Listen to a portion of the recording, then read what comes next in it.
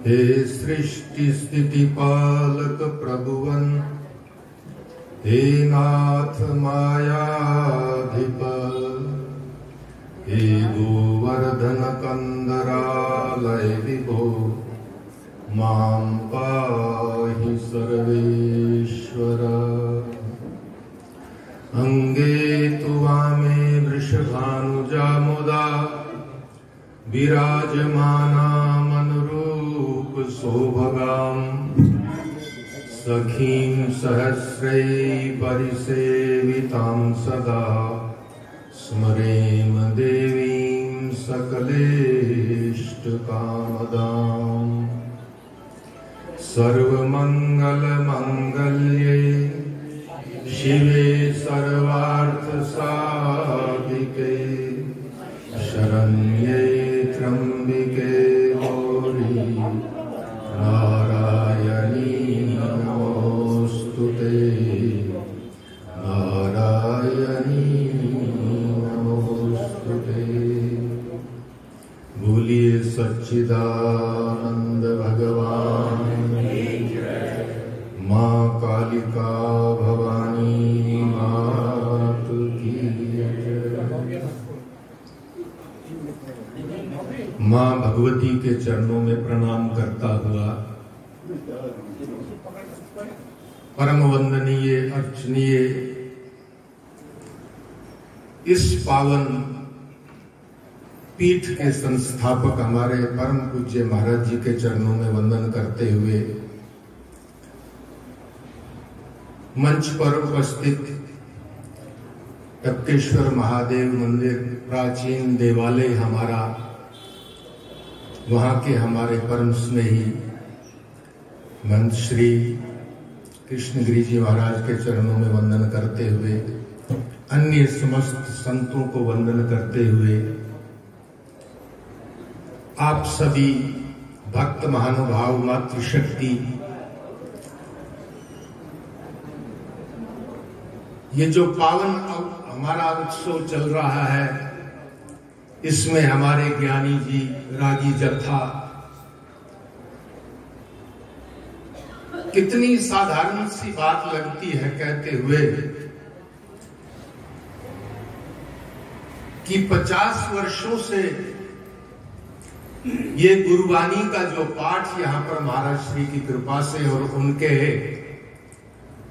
सानिध्यता में ये आज पर्यंत चलता आया है और चलता रहेगा।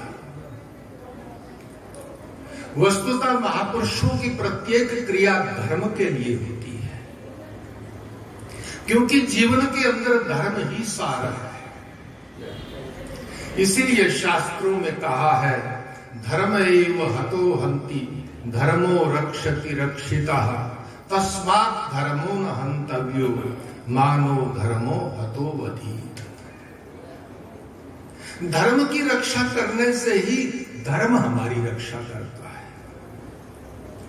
जब तक हम स्वयं धर्म का पालन नहीं करेंगे तो हमारी रक्षा कैसे होगी? धर्म की रक्षा से ही वो रक्षित धर्म फिर हमारी रक्षा करता है। किंतु प्रश्न ये है, जब तक जीव को ये बोध ही ना हो कि धर्म क्या है, तब तक वो कौन से धर्म की रक्षा करेगा? सर्वप्रथम हमें ये जानना है कि वस्तुतः धर्म क्या है। शास्त्र कहता है, नास्ति सत्यात् परो धर्मः नान्यतात् पातकं परम, स्थितिः सत्यं धर्मस्य तस्मात् सत्यम न लोपयेत्। शास्त्रकार कहते हैं, सत्य ही केवल मात्र एक धर्म है। जब तक जीवन के अंदर सत्य नहीं आएगा, जब तक जीवन के अंदर हम सत्य पथ को नहीं पकड़ेंगे, जब तक जीवन के अंदर हम सत्य का ठीक से अनुसरण नहीं कर पाएंगे, तब तक समझ लेना हम धर्म के विषय में कुछ जानते ही नहीं। महापुरुष विविध रूप में विविध प्रकार से समाज को जोड़ने के लिए, धर्म मार्ग के ऊपर चलाने के लिए नाना प्रकार की लीला महापुरुष करते हैं। अभी अभी हम श्रवण कर रहे थे, कितनी सुंदर वाणी। साथ साथ ये 3 दिन जो हमारे बीच में इस उत्सव के होते हैं, ये शक्ति महासम्मेलन के उत्सव होते हैं, शक्ति तत्व की यहाँ चर्चा होती है। आदि हमारे सनातन धर्म के मूल में आप देखेंगे तो हम सभी सनातनी हैं। हमारी जो सिख परंपरा है, हमारा जो सिख मत है, पंथ है, हम मूल में सब सनातनी हैं, हम मूल में सब एक हैं। किंतु जब जब सत्य की रक्षा के लिए अवसर आए, जब जब सत्य के ऊपर कुछ प्रहार हुए, तब महापुरुषों ने विभिन्न रूप में अनेक महापुरुष अवतरित होकर के आए। उन्होंने उस सत्य धर्म की रक्षा के लिए ही थोड़ा सा अपनी अपनी उपासना के मार्ग को भिन्न कर दिया। मुगलों का शासन था जिस समय गुरु नानक देव जी महाराज का प्रादुर्भाव हुआ, और ये 10 गुरु की परंपरा के अंदर धर्म की रक्षा के लिए, संस्कृति की रक्षा के लिए, उस परम शक्ति, उस परम सत्ता की रक्षा के लिए कितने बड़े बड़े बलिदान दिए गए। ज्यादा कम हो गया, थोड़ा सा। तो हम मूल में जो है, हमारी जो मूल धर्म है, सत्य ही धर्म है, और सत्य केवल सनातन है, सत्य केवल परमात्मा है, और वो सत्य सब में समाया हुआ है। तो जब तक हम सत्य के जीवन को जीने की चेष्टा नहीं करेंगे, जब तक हमारे जीवन में सत्य का पालन नहीं होगा, तब तक समझ लें कि हम धर्म के विषय में कुछ जानते ही नहीं। इसीलिए कहा है, नास्ति सत्यात् परो धर्मा नानृतात् पातकम परम। सत्य ही परम धर्म है और असत्य ही महान पातक है। जहां पर असत्य है वहां समझ लो फिर पाप ही पाप है, किंतु जहां पर सत्य है वहां पर धर्म है, सत्य के साथ धर्म रहता है। और यही चीज गोस्वामी तुलसीदास जी रामचरितमानस में सत्य की व्याख्या करते हुए यही तो कहते हैं, धर्म न दूसर सत्य समाना, धर्म न दूसर सत्य समाना, आगम निगम पुराण बखाना, आगम निगम पुराण बखाना, धर्म न दूसर सत्य समाना। तो सत्य ही धर्म है। उस सत्य रूपी धर्म को जीवन में हमें उस सत्य को पाने के लिए, उस सत्य के ऊपर जीवन जीने के लिए ही ये महापुरुषों का संग और सत्संग है। दूसरा लक्षण धर्म का गोस्वामी जी कहते हैं, अहिंसा जो है वो परम धर्म है। परम धर्म श्रुति विदित अहिंसा, परम धर्म श्रुति विदित अहिंसा, पर निंदा सम अघनागरी सा, पर निंदा सम अघनागरी सा, परम धर्म श्रुति विदित अहिंसा। धर्म का दूसरा लक्षण है, पहला लक्षण है सत्य ही धर्म है, दूसरा लक्षण है अहिंसा परम धर्म है। जब तक जीवन के अंदर हम अहिंसा का पालन नहीं कर पाएंगे, जब तक जीवन के अंदर हिंसा का भाव है, तब तक समझ लेना हम धर्म को नहीं जानते। और हिंसा क्या है? क्या केवल मात्र किसी की हत्या कर देना हिंसा है? नहीं। जीवन के अंदर, हमारा मनुष्य शरीर में, हमारे जीवन में कई बार आपको नहीं लगता कि हम मन से हिंसा कर लेते हैं? कई बार आपको नहीं लगता कि हम व्यवहार में क्रिया से हिंसा कर लेते हैं? कई बार आपको नहीं लगता जब हम किसी के अधिकार को छीनने की चेष्टा करते हैं तो तब हम हिंसा नहीं कर रहे हैं?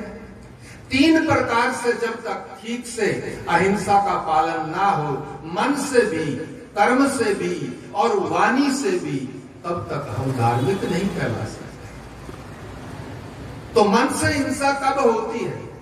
जब हमारा मन अपवित्र होता है, जब हमारे मन में समता नहीं होती, जब हमारे मन में निर्मलता नहीं होती, तब हम कई बार मन से हिंसा कर लेते हैं।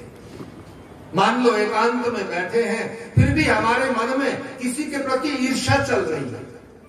हम बैठे तो एकांत में हैं, फिर भी किसी के प्रति मन में द्वेष की भावनाएं, भीतर भीतर चिंतन हो रहा है, किसी के प्रति द्वेष हो रहा है, तब समझ लेना हमारा मन इस समय हिंसा कर रहा है।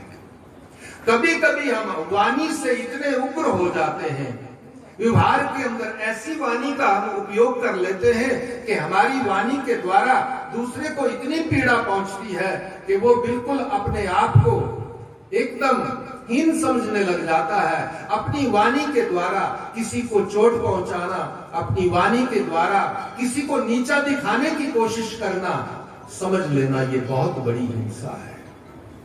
इसीलिए साधना पथ में, व्यवहार में वाणी का बड़ा महत्व है। इसीलिए महापुरुष कहते हैं, संत लोग कहते हैं, बुजुर्गों की कहावत है कि वाणी जिसकी पवित्र है उसी का जीवन पवित्र हो सकता है। तो वाणी का बड़ा महत्व है। हम कभी वाणी के द्वारा हिंसा ना करें, हम कभी मन में बुरे विचार ना आने दें, मन के अंदर कोई बुरा संकल्प ना आने पाए, तो हम जब इस हिंसा से बचेंगे तो जीवन दिव्य हो जाएगा। कभी कभी हम अपने स्वार्थ को सिद्ध करने के लिए, अपने स्वार्थ के लिए दूसरे को पीड़ा देते हैं, अपने स्वार्थ के लिए दूसरे के हित की वस्तु को छीनने की चेष्टा करते हैं, दूसरे के अधिकार के ऊपर अपना अधिकार जमाने की चेष्टा करते हैं, अथवा तो अपनी प्रतिष्ठा के लिए, अपने मान के लिए हम दूसरे की प्रतिष्ठा के ऊपर प्रहार कर लेते हैं। तब समझ लेना हम धार्मिक नहीं हैं, हम ज्ञानी नहीं हैं, हम बहुत बड़ी हिंसा कर रहे हैं। तो वाणी के माध्यम से भी हम ठीक से, हमारी वाणी ऐसी हो कि किसी को पीड़ा ना पहुंचे, हमारे मन में ऐसी निर्मलता हो कि सदैव हमारे मन में शुभ विचार उठे, पवित्र विचार उठे, अच्छे संकल्प उठे। जब मन में संकल्प अच्छा उठेगा तो निश्चित रूप से क्रिया भी शुभ होगी। जब मन में संकल्प शुभ हो और उसके साथ साथ पुरुषार्थ हो, क्रिया शुभ हो, तो उसका परिणाम तो फिर शुभ होने ही वाला है। मन का बहुत बड़ा खेल है। हमारा मन पवित्र नहीं होता, इसलिए हमारे मन में शुभ संकल्प नहीं होते। महापुरुषों के, संतों के जीवन में उनका मन इतना निर्मल होता है कि उनका प्रत्येक संकल्प फिर उनकी साधना बन जाता है, क्योंकि महापुरुषों के जीवन में इतनी निर्मलता होती है, मन इतना पवित्र होता है कि भीतर से जो भी संकल्प उठता है वो फिर दिव्य संकल्प उठता है, पुरुषार्थ का संकल्प उठता है। और जब दिव्य संकल्प भीतर है तो क्रिया शुभ होती है, जब क्रिया शुभ होती है तो परिणाम शुभ आता ही है। जब संकल्प सत्य का हो, संकल्प अहिंसा के पालन का हो, संकल्प जीवन के अंदर किसी का अहित ना हो, किसी को पीड़ा ना पहुंचे, ऐसा संकल्प हो तो निश्चित रूप से फिर हम पाप नहीं कर पाएंगे। निश्चित रूप से जीव पाप से फिर बचेगा और वो अपने जीवन को दिव्य बना लेगा। तो महापुरुषों का जो ये लगाया हुआ बगीचा है, ये धर्म के लिए, ये धर्म का बगीचा है, ये आध्यात्मिक वाटिका है। इस आध्यात्मिक वाटिका में सत्य को जीवन में अपना करके, पुरुषार्थ को जीवन में अपना करके, अहिंसा का जीवन में पालन करके अपने जीवन को अब दिव्य बनाना है। बस यही हमारा परम कर्तव्य है। बाकी महापुरुषों की ऐसी कृपा है, नाना प्रकार से नित्य भी यहाँ सत्संग होता, 12 महीने सत्संग चलता है। महापुरुष संत लोग आते हैं, उनकी वाणी का श्रवण करने का हमें बार बार अवसर मिलता है। कथा भागवत आदि यहाँ चलते रहते हैं। ये उन महापुरुषों के संकल्प का फल है, क्योंकि उनके उस दिव्य संकल्प ने ऐसे यहाँ पर पुरुषार्थ के प्रकल्प आरंभ किए हैं। ये कभी भी इनको विराम नहीं मिलने वाला है, ये सतत चलते रहेंगे। अब प्रश्न ये है कि इन प्रकल्पों के अंदर बैठ करके हम अपना कितना कल्याण कर पाते हैं, ये हमारे ऊपर निर्भर करता है। तो अधिक कुछ नहीं कहता हुआ आज शक्ति महासम्मेलन का या ये जो द्वितीय दिवस है, ये पहला सत्र जिसमें पिछले 50 वर्षों से गुरुवाणी का यहाँ पर जो ये पाठ होता था, ये आज हमने इसका आनंद लिया। और ये सत्र, अब हम इस सत्र को विराम देने जा रहे हैं। संध्याकालीन सत्र में उन्हें हमारे महापुरुष संत लोग उपस्थित होंगे। आप लोगों को महापुरुषों की वाणी का श्रवण करने का अवसर मिलेगा। इतना कहकर मैं शब्दों को विराम की ओर ले जा रहा हूँ। 2 मिनट के लिए हरि नाम का आश्रय करते हुए हम वाणी को विराम दें। गोविंद हरे गोपाल हरे, गोविंद हरे गोपाल हरे, गोविंद हरे गोपाल हरे, गोविंद हरे गोपाल हरे। जय जय प्रभु दीन दयाल हरे, जय जय प्रभु दीन दयाल हरे, गोविंद हरे गोपाल हरे, गोविंद हरे गोपाल हरे, गोविंद हरे गोपाल हरे, गोविंद हरे गोपाल हरे।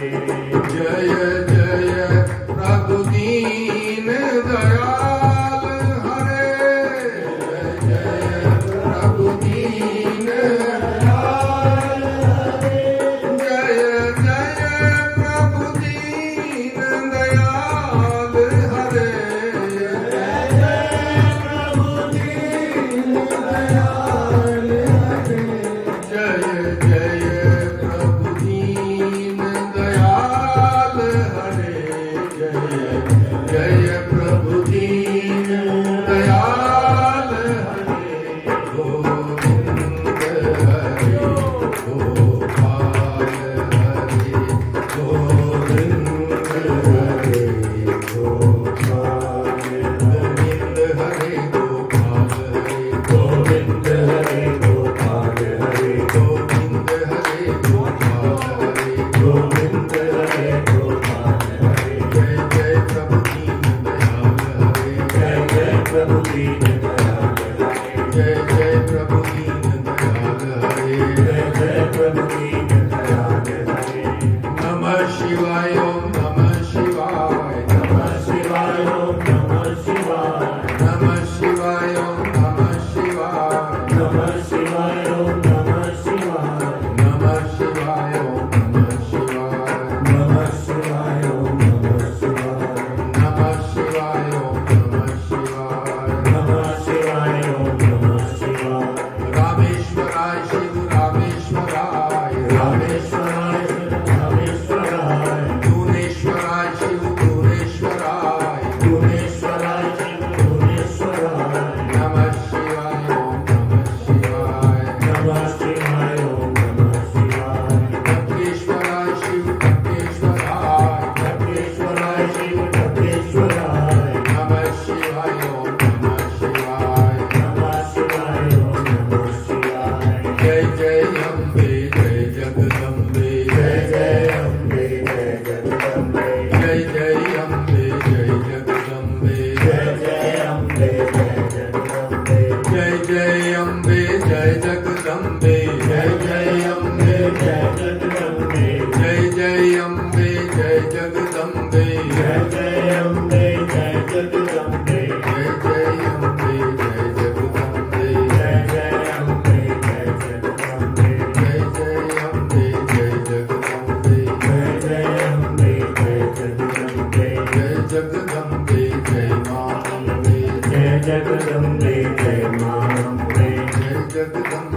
जय मां अम्बे, जय जगदम्बे जय मां अम्बे। बोलिए कालिका भवानी मां की, श्री गुणेश्वर महादेव की, श्री राधा कृष्ण भगवान की, श्री सिंदूरिया हनुमान जी महाराज की, तपकेश्वर महादेव भगवान की, गोवर्धन नाथ की जय। सर्वे जनाः सुखिनः सन्तु, सर्वे सन्तु निरामया, सर्वे भद्राणि पश्यन्तु, मा कश्चित् दुःखभाग् भवेत्।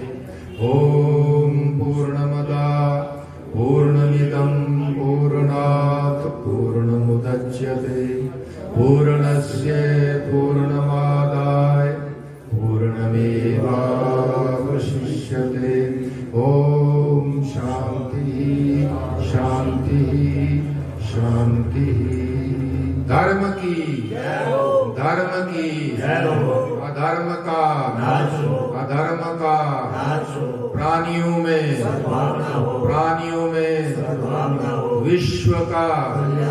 विश्व का गौ माता की, भारत माता की, सत्य सनातन धर्म की, वैदिक धर्म की, श्री बाल योगी जी महाराज की, श्री बाल योगी जी महाराज की, श्री बाल योगी जी महाराज की। ओम नमः पार्वती